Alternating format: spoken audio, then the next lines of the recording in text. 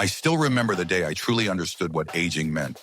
Two men, both 72, arrived at the clinic within the same hour. One walked in with a smile, joking with the nurses, his eyes alive and curious. The other had to be helped out of the car, barely able to straighten his back, exhausted just from standing. Same age, same generation. Yet it felt like they were 50 years apart. And that was the day I learned something important. Growing old is automatic.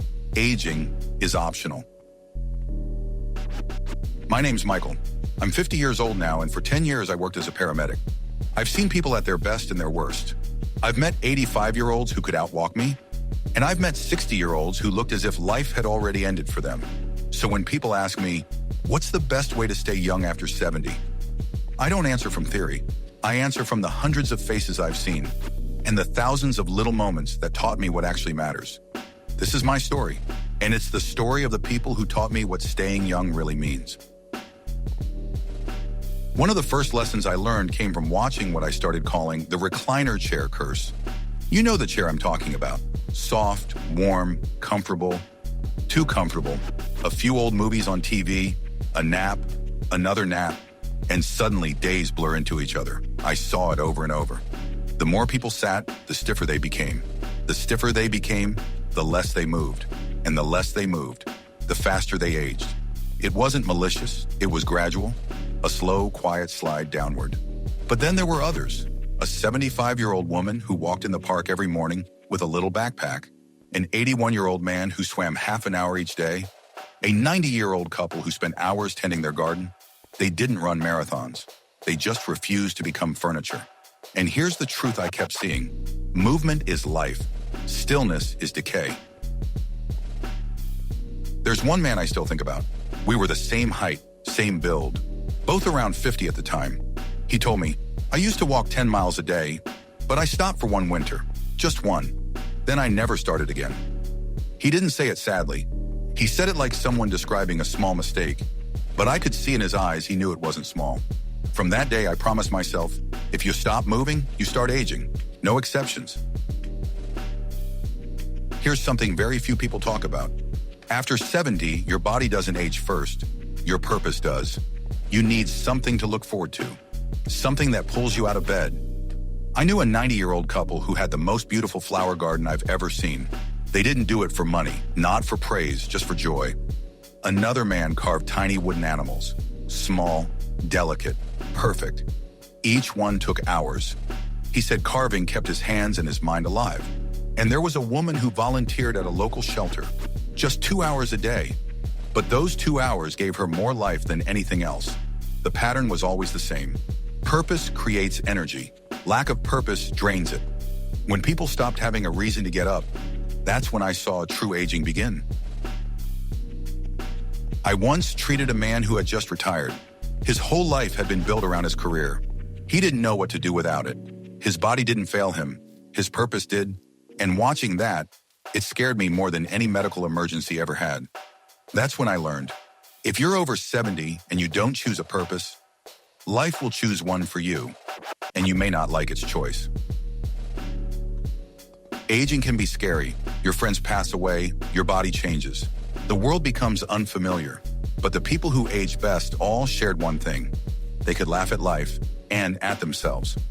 I met an 83-year-old widow who cracked jokes with the doctors even while she was in pain.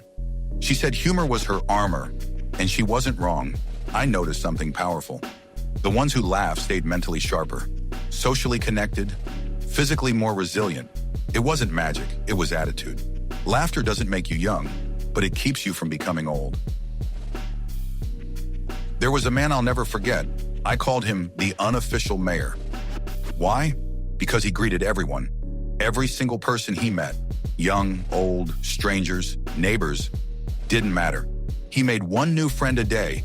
He said it was his personal rule. And do you know what happened? People adored him. They looked after him. He always had company, stories, laughter, warmth. Science now calls this social connection, but he didn't need a study. He understood instinctively. Loneliness ages you. Connection heals you. One night we got a call from a quiet suburban home. An older man had fallen.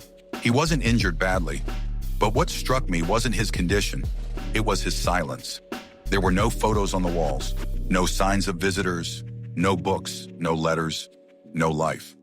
I realized in standing in that cold, quiet room, the absence of people is sometimes more painful than the absence of health. From that day, I promised myself never to let life get that empty. Another thing research now proves, the brain is like a muscle. Use it or lose it. The older folks who stayed sharp weren't geniuses. They were just curious. They played chess, painted, read positive stories instead of endless bad news, learned instruments, solved puzzles, tried new hobbies. One woman started learning Italian at 74, and she succeeded. Because learning wasn't about the language, it was about staying alive inside. Curiosity is youth, routine is age. When I was a teenager, I spent a lot of time on the fishing pier, not with kids my age, but with retired men, veterans of World War II and Korea. They told stories about hardship, honor, family, survival. They shared lessons they never wrote down. They talked about the way the world had changed and how they weren't sure they recognized it anymore. They didn't preach, they didn't teach, they simply shared. And without realizing it at the time, they shaped me. Older people underestimate this. Sharing your experience doesn't make you seem old. It makes you eternal. A funny thing happens as we age. We start talking only to people our own age. But the people who stayed young, they didn't do that. They stayed friends with younger generations. They asked questions. They listened. They stayed curious about how the world looks to someone 30, 20, or even 10. Every generation has a different map of reality. And if you follow those new maps, even just once in a while, it keeps your mind flexible, open, alive.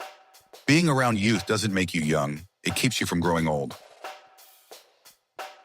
Years ago, I made a list of 10 things that make me happy.